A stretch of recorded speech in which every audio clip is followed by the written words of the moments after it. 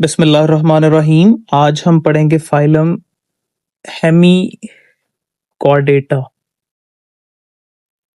देखें, हेमी का मतलब होता है पार्शली, ठीक है, यानी 50%, आधा, पार्शली, ये हेमी का मतलब होता है। कॉर्डेटा फाइलम हमारे पास नेक्स्ट फाइलम जो है कॉर्डेट, उनको हम कहते हैं जिनके स्पेशल कैरेक्टरिस्टिक्स होते हैं जिन पे हम आगे जाके बात करेंगे। तो हेमी कॉर्डेट्स कौन से होंगे? जो पार्शली कॉर्डेट्स जैसे कैरेक्टरिस्टिक्स रख रहे होंगे और पार्शली उन जैसे नहीं भी होंगे। इन्हें हम एकॉर्न वर्म्स भी कह रहे होते हैं। आप इनके फीचर्स को पढ़ेंगे, ये ट्रिप्लोब्लास्टिक हैं, यानी इनमें 3 जर्म लेयर जो है वो पाई जा रही होती हैं। इसी तरह ये सिलोमेट्स हैं, ये ट्रू सिलोमेट्स हैं बेसिकली, ठीक है जी। इनके पास ट्रू सिलोम पाई जाती है। बाइलेटरल सिमेट्री है, प्रीवियसली हम बात कर चुके हैं। The symmetry in which body can cut into 2 mirror images by just 1 plane axis. एक ही प्लेन के थ्रू आप बॉडी को 2 मिरर इमेजेस में कट कर सकते हैं। ये हमारे पास है जी एकाइनोडर्मेटा, हमारा प्रीवियस फाइलम। इन्होंने इवॉल्व होके हेमिकॉर्डेट्स को बनाया और हेमिकॉर्डेट्स ने इवॉल्व होके कोऑर्डिनेट्स को बना दिया, ठीक है। तो बेसिकली जो हेमी कोऑर्डिनेट्स हैं they are in between previous phylum echinoderm and advance phylum chordate.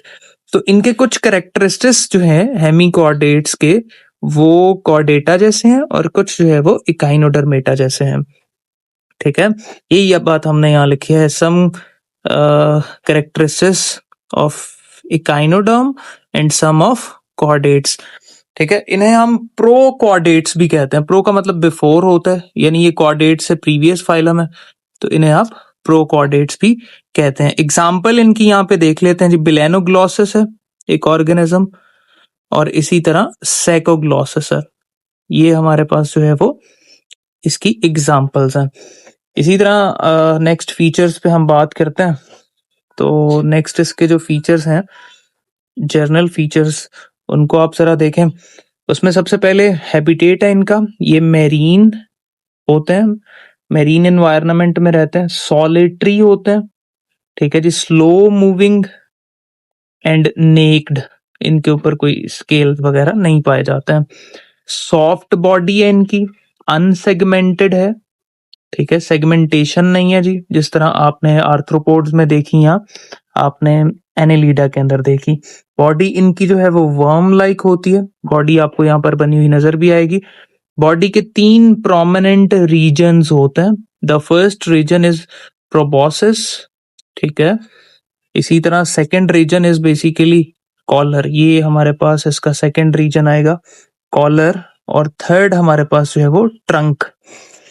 Excretory system जो है इसका एक्सक्रीशन करने के लिए वो कॉन्सिस्ट कर रहा होता है किसके ऊपर?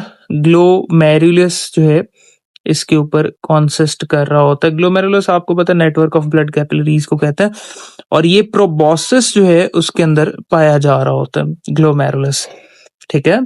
और ये कनेक्टेड होता है किसके साथ? विद ब्लड वेजल्स, क्योंकि ब्लड फिल्ट्रेशन करनी है तो इसीलिए इसलिए ब्लड वेजल्स के साथ ही कनेक्टेड होगा।